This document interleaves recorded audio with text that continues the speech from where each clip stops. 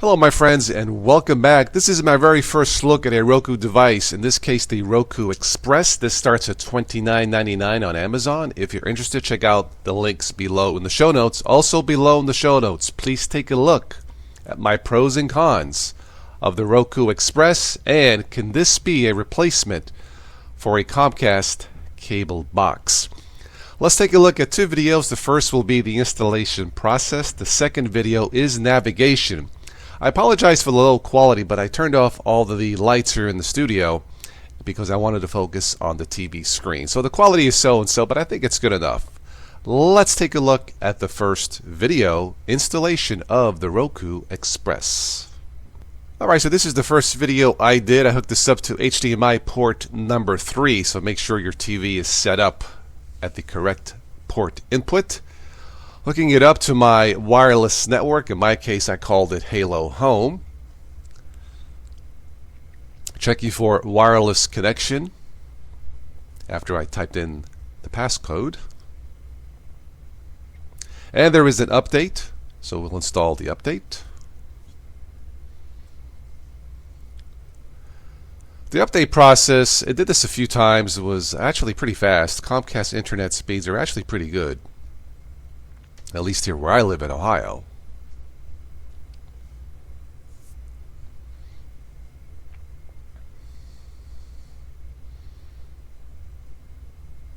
I actually recorded this first video on an old 10-year-old handheld camera that records in 720p. The other one needed charged. But anyway, it still works after 10 years. So yeah, I figured why not use it. Alright, so it's installing the update. Please wait, do not remove power. Again, when you buy any Roku device, you will have to go through this initial installation process.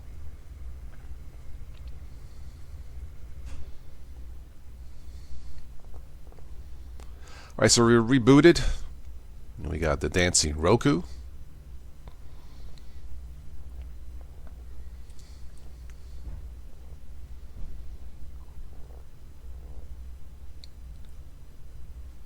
One thing I noticed with these type, at least this particular model, there was a noticeable lag in switching channels and going back and forth. Alright, so it's checking my HDMI connection. In my case, it's 1080p. This particular device is not a 4K model, but that's close enough. That's good enough for me. You'll have to go to roku.com/link to set up an account. No choice. I suggest you skip the part where it asks you for a credit card. I will not be buying anything or subscribing to any pay movies on the Roku. Again, this is to see if this can replace my Comcast cable box. There's a few pages when you go online with this link. You can set up your home channels and all that, but once again, I would suggest skipping the part that says add a credit card. If you want to add a credit card, I would probably go with, I don't know, if I was going to do it, maybe my PayPal card, but that's just a personal preference. So now it's updating the channels.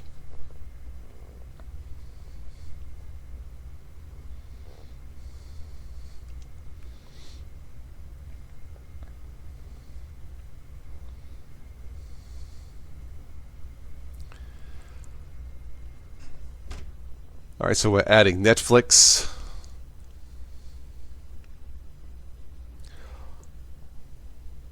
There are shortcuts on the Roku remote control. There are hotkeys, if you want to call them, shortcut keys for Roku and Hulu. I don't believe those are programmable, which is a shame, because I would be using this product mainly for the Xfinity channels on Comcast.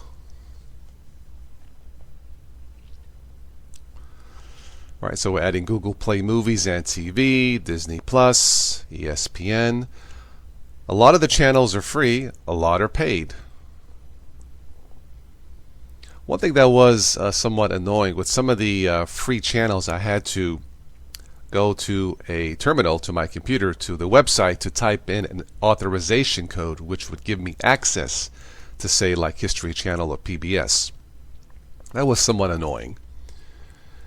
But it did work. Okay, so all of the updates are done. This is the main page here where you can search. In this case, I wanted to install the Xfinity Stream Beta to get all my Comcast channels, including local channels. So again, the installation process was actually pretty quick for the low-end device for the Roku Express.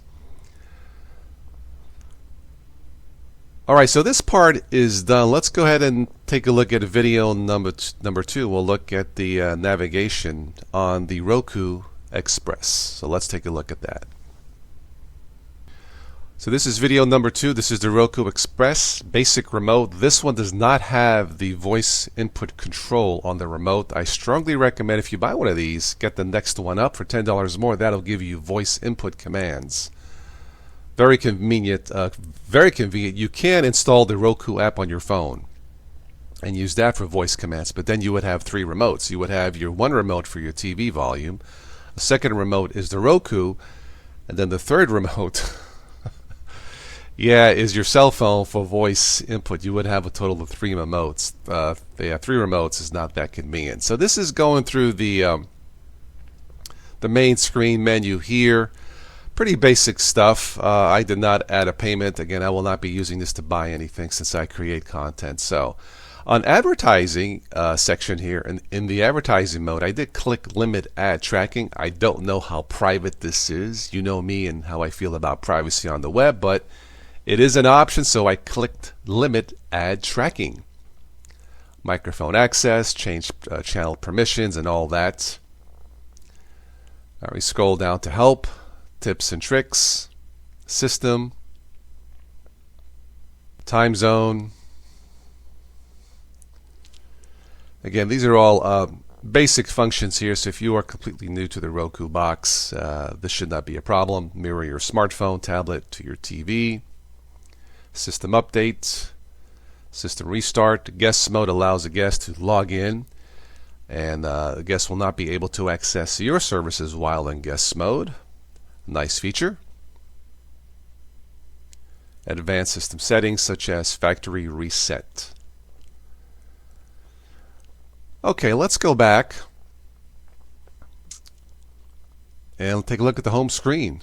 So obviously you've heard of these: Netflix, Sling, Hulu, Disney Plus, and so on. Now some of these channels I added to the home screen. Again, Xfinity Stream is the one I was looking at since I have Comcast's Xfinity service. Now there is a little bit of a lag, a noticeable lag when switching channels as opposed to the Comcast cable box. Live TV, saved, browse, search, and settings, and so on. It's kind of cut off at the top, but we have TV to the far left, movies. And scrolling to the right, networks, and to the right some more, sports, kids, news. Again, sorry for the low light here, but I wanted to focus on the TV set screen. Latino channels and black TV. Again, very easy navigation, very newbie friendly, as it were. You can filter preferences if you want to. High definition, closed captioning, and so on. So if we scroll back using, again, the Roku button on the top left, featured free. Some of the channels I took a look at was Crackle and Tubi, YouTube, and some others. My feed, movies, TV shows, movies coming soon, and so on.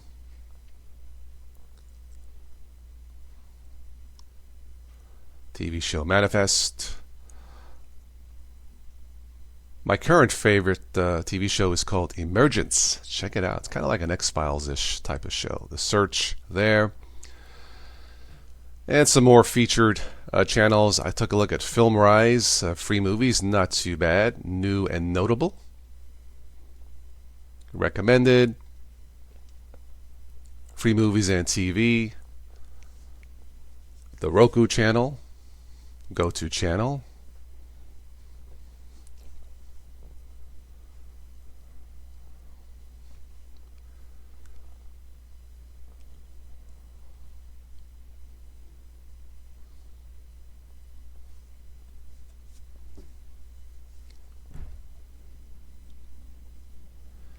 and the rest of your options there on the screen. Cable alternatives, YouTube TV.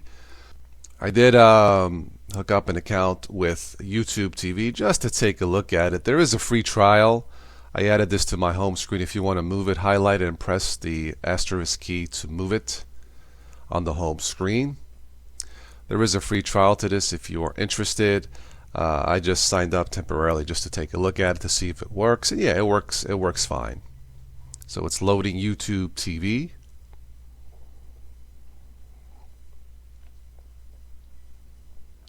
Again, there is a lag compared to using a Comcast cable box, but then you'd be saving about $5 or $6 a month in rental fees. Okay, these are our movies on the YouTube app. I'll play this again, but a couple of things I wanted to say here. You can't beat the price. $29.99, starting at $29.99. I think it's a bargain for what it does. If this is for you, you will save the rental fees on the box. I have two boxes, I believe. One is $5 a month. The second one is $6 a month. I have to take a look at my bill. I don't remember. But you will save on the rental fees if you could use something like this. Again, take a look below the show notes for a full list of pros and cons. So the main pro is price. You can't beat it. There's a lot of paid channels, but there's a lot of free channels. It's obviously your choice. Probably the number one con has to be, man, the ads. When the ads kick in and the volume on the advertisements in some cases was double or triple or more the volume level of the movie itself. It's rather jarring, and it's really annoying, and that really turned me off. I understand the ads are there to get your attention to buy something, but that was very annoying.